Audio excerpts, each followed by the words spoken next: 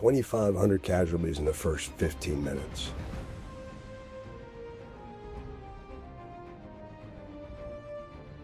You can't imagine dreams like that. You can't imagine.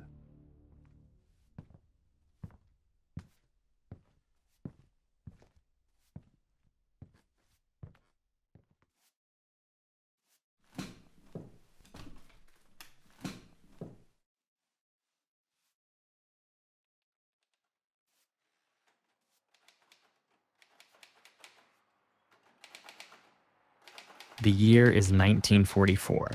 It's crazy. I never imagined I'd find myself here, in the heart of a war that's reshaping the world. So much has changed, and there's no turning back. By this point, Hitler's war machine had raged across continents for 5 relentless years, leaving cities in ruins, nations in peril, and millions of lives forever changed. However, as the tide of World War II slowly changed, the Allies had begun to fight their way back. The Allies have already pushed across North Africa, and now we're fighting in Italy. A good portion of the German army is tied up in the Eastern Front. But how do you make a bigger tactical problem for the adversary? You have to open up a second front. And June 6, 1944 represents the beginning of that second front. This is the day for which free people long have waited. This is D-Day. The largest amphibious invasion in history is underway. The Allies have one goal: to liberate Europe from Nazi control. So this is a critical moment in the course of the war. It's a do or die moment. There's a lot riding on this. If the Allies can't pull this landing off, it'll be another year or more before they can try and stage another landing to try and create that second front. But this moment, this thunderous clash on the shores of Normandy, didn't happen by chance. Behind closed doors, long before the first boots hit the beach, the real battle began. A battle of strategy, timing, and precision.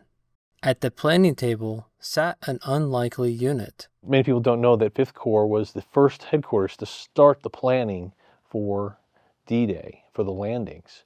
They were in England before First Army began, and Eisenhower's headquarters was a brand new headquarters where it really wasn't ready yet to start. So they begin the initial planning.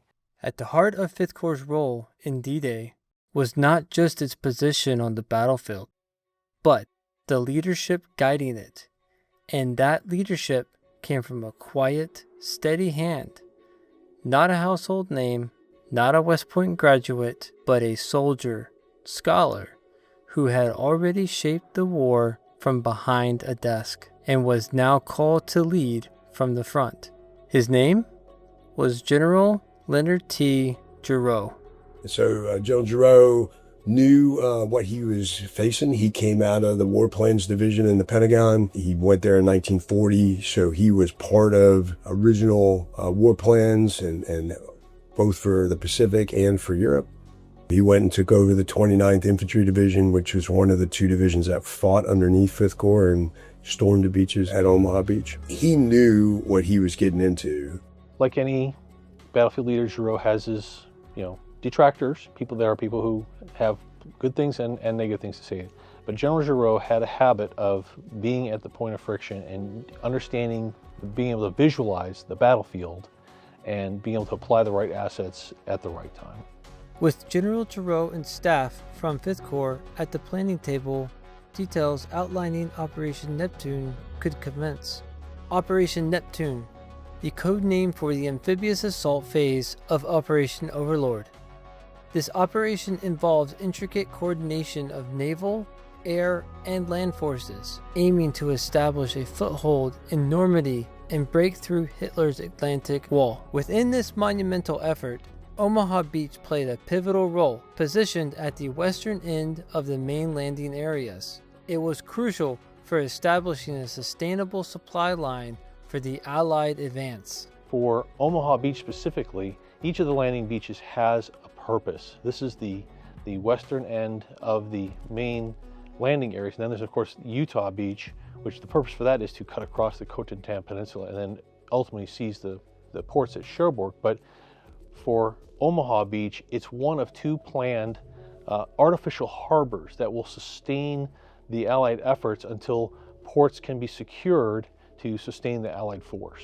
The meticulous planning of Operation Neptune fell heavily on the shoulders of Fifth Corps. Every aspect was scrutinized, from the synchronization of naval bombardments to the precise timing of infantry landings. So the overall part of the overall plan is the Allies wanted to land at a time when the illumination factors and the tides were in synchronous with what they want to do. Up to this point, Allied landings happened at high tide, waning tide. And this was different because the Allies were going to land at low tide with a rising tide. The intent was they would be able to see the beach obstacles, which again, something different. It's going to be a lot more beach for them to cross, but they'll be able to see the beach obstacles that are in front of them. The success of D-Day relied not only on strategic decisions, but on the seamless unification of countless moving parts. Well, anytime you talk about Allied operations, they're complex, right? So for D-Day, not just Omaha Beach, but D-Day, it was 12 different Allied countries that came together in order to make that operation work. And so there's a lot of patience. There's a lot of communication, overly communicating. I think that's a huge part of that. But while generals and strategists mapped out the invasion, men from every corner of America, from different walks of life, found themselves on the same path at the same time.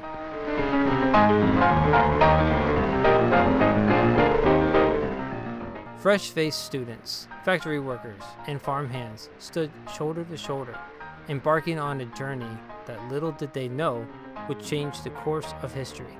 They came from places like New York and California and everywhere in between, carrying nothing but a uniform, a rifle, and the weight of something bigger than themselves.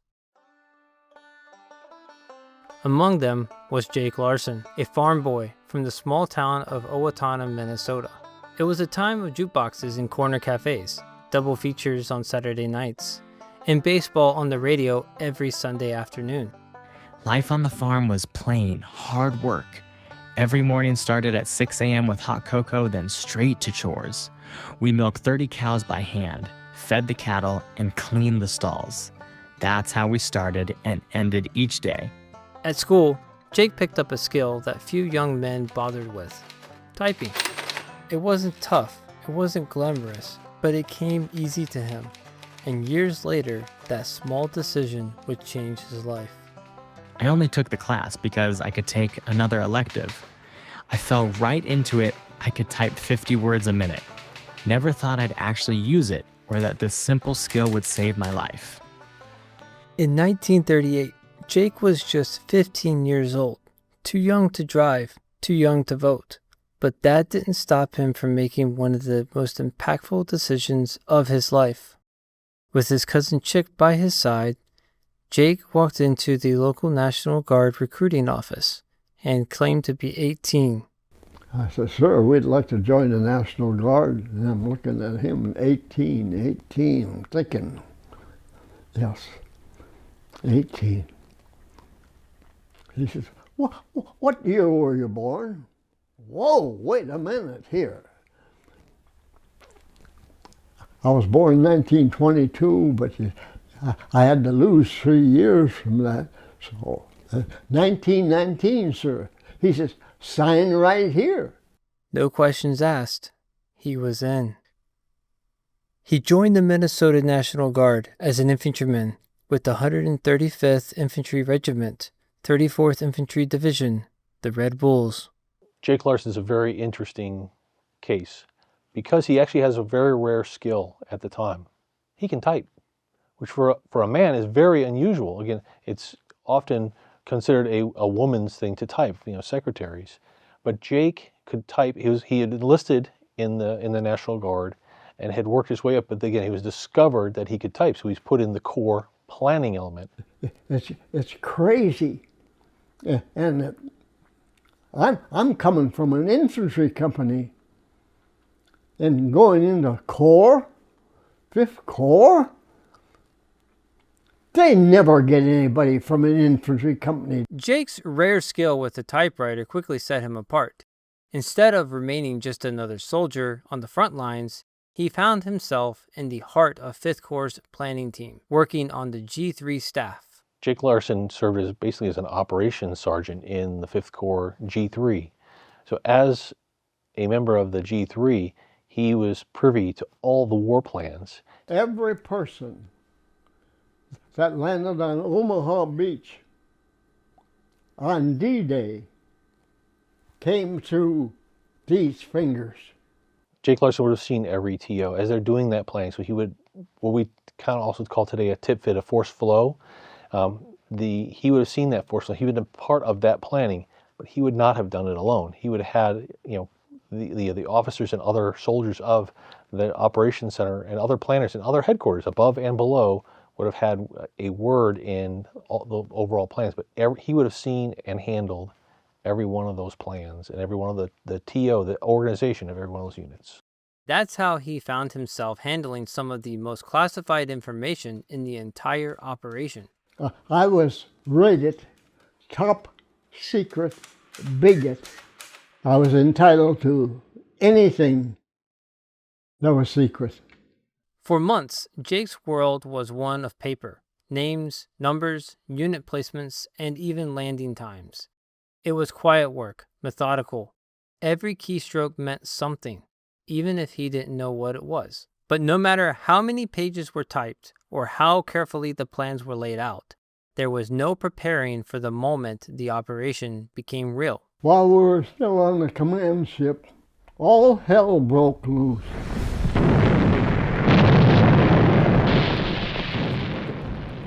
Biggest cannon that's ever made were on these ships, and they were shooting in, trying to get through the barricades that all the cement obstacles that the Germans were hiding behind. And they were shooting point blank over us. And while they were shooting over us, the Germans were shooting at them. It was deafening. And it was like the 4th of July. It was still dark in the morning, and the sky was lighting up. And I remember all you could hear was boom, boom.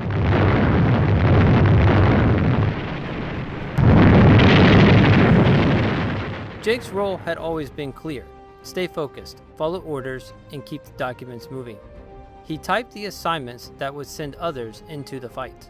But now, the lines he once typed were no longer just orders.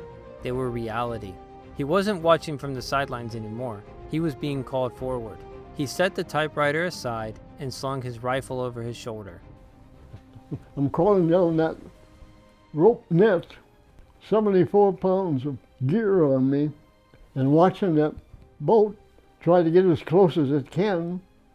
And that boat is going with the waves. It was rough, 4 foot in the air, and then dropping 4 foot, then back up again. So we had to contend with that. And I was the first one in there, so I landed right side of the pilot, the 17-year-old Navy boy. So when he loaded up 30 of us in there, he pulled up and was taking us to our drop-off position, which was supposed to be waistline. Well, we missed that a couple foot. The landing craft rocked hard in the waves, rising and falling as it pushed steadily toward the shore. Ahead of them, smoke, chaos, and a beach they'd only seen in maps. Behind them, the roar of naval guns and the open sea. When the ramp dropped, the war was no longer out there somewhere. It was right there in front of them. Every step forward could be their last. And everybody's walking in line with one another. You step in each other's footsteps. So I'm walking behind them, and we're receiving small arms fire from the ground. I was more afraid of stepping on a landmine than the bullets whizzing by us. The German defenses at Omaha Beach were pretty extensive. It was not the most intensely defended place on the entire coastline. That was reserved mostly for the ports, like Calais. where they expected the landings to come. But like I said, the Germans had invested a lot of resources in building reinforced bunkers. Bunkers also defended by trenches that supported the bunker systems. 1 million mines across the beachhead. All sorts of obstacles, Belgian gates, tetrahedrons. They had ramps to build to overturn landing craft. So the beach is just littered with obstacles for the American soldiers to overcome. Interlocking fields of fire, artillery, every imaginable weapon system that they can bring to bear is on that beach. As the chaos unfolded on the beach, those in command were already receiving the first signs that the landing wasn't going as planned. Back aboard the ship, General Gerow was watching the operation unfold in real time, and the reports coming in were grim. The actual invasion and the landings on the beaches started at 6:30 a.m. sharp. At 6:51, General Gerow got a message, and that was the first wave is foundering. So 5th Corps on Omaha Beach, again, this is a critical point in the overall plan, is more intensely defended than originally estimated. A German division, the 352nd, had moved into the line shortly before the landings occurred to do counter landing training and drills. General Omar Bradley very much wanted to call it off and was like, hey, we failed. We're going to just withdraw everybody and we're going to have to figure out another way to do this. And Gerow was calm, provided the leadership, let things continue. But I think he, just like all of us in leadership roles, when you lose a soldier, you take that personally. When you lose 2,500 soldiers in 15 minutes, that's huge. And not knowing if you were going to be successful during that operation, I think that was on his mind. As General Gerow absorbed the grim reality of what was unfolding on Omaha, men like Jake Larson were running through it, wave by wave, step by step. The beach offered almost no cover. Machine gun fire raked across the sand. The tide dragged in shattered debris and bodies. Well, it seemed like the landing was an eternity. With all the firing going on above and at you, getting small arms fire from below.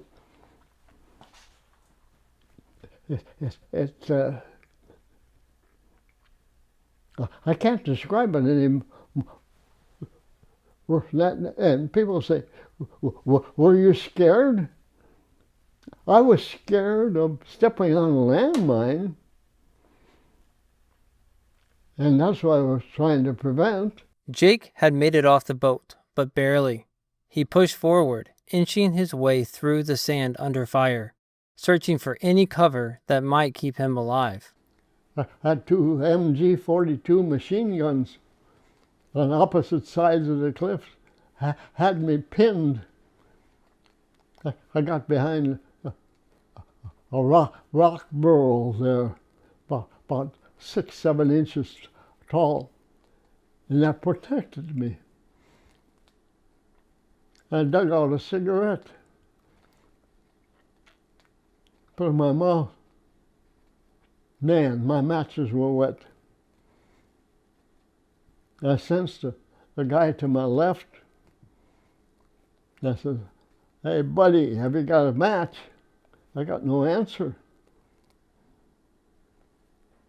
So I turned my head and looked, and there was no head under the helmet. And at that same instant, it was like his soul was telling me, get up and run right now. So I did.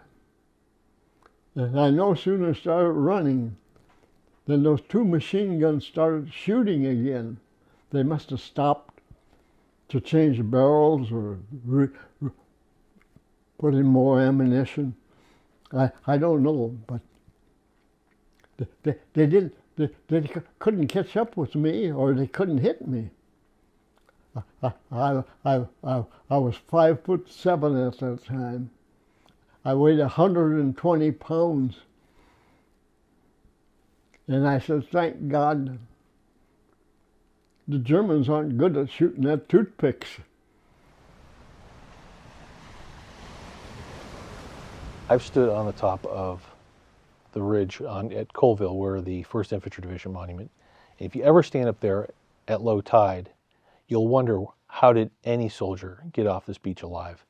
The fortifications, they have incredible fields of fire. And again, it was a low tide, so there's even more beach for those soldiers to have to cross. The littlest things were able to protect our soldiers. There's what they call the shingle. It's just kind of a little ledge where the tide would wash up rocks. It saved many soldiers' lives. The beach defenses were extensive. Direct fire, indirect fire killed many and wounded many American soldiers. So men had to be put into ad hoc teams, fire teams, squads to go by leaders to go take that objective. So there's a lot of improvisation that happens on the beach. It was really small unit leadership on the beach that drove the success for 5th Corps on Omaha Beach. It wasn't the detailed plans. The plans got us to a certain point, but once soldiers hit the beach and started taking casualties, that plan went out the window. And so it was really the sergeants, the lieutenants, leading their soldiers to push through those German defenses. So the soldiers that attacked those beaches were children of the Great Depression. They were no stranger to hardship and deprivation, and they knew what was at risk. There's going to be casualties, but we're willing to risk that. We had to get this done. We had to relieve the world of this guy called Hitler. And at that moment, you don't have high-minded ideals like country for Western ideals. You're fighting for your buddy and to survive and to get off that beach. As far as though getting in, I knew what I had to do after I got there, if I could get there. No, we were trained. You can't drill that into you. Your buddies really become buddies when you depend on each other. So 5th Corps on D-Day does an excellent job of managing the fight, overcoming adversity, and continuing to apply assets where they needed to happen. The Corps commander is on the scene. He's able to direct the forces from the first day, and that will be the way General Gerow will fight most of the way across Europe. 5th Corps will have a key role in many of the large battles of the Second World War, and D-Day is just the first one. By the end of the day, after the gunfire had faded and the tide rolled back over the sand, the cost was staggering. Thousands of lives gone in a matter of hours. Each one a son, a husband, a father, a friend. And those who survived carried something with them, something the war never took away. How is it possible that this all happened to me? How come I made it through? All my buddies are waiting for me. What am I doing here?